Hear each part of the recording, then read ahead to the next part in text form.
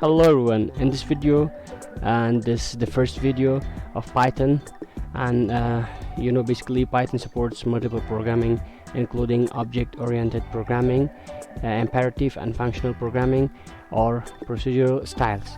It features a dynamic type systems and automatic memory management, and has a large comprehensive and standard library.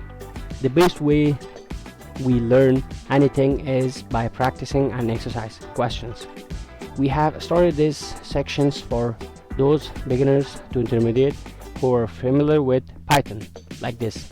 And this is the some projects, and you will find and some other videos and the series. It's best starting point, and hope this exercise help you to improve your Python coding skills. Currently, following sections are available. We are looking hard to add more exercise, great coding, and do exercise more. So in the next video, the series will start from the Hello World and the other projects it's starting, and follow this series. Thanks for watching. Like, share, comment.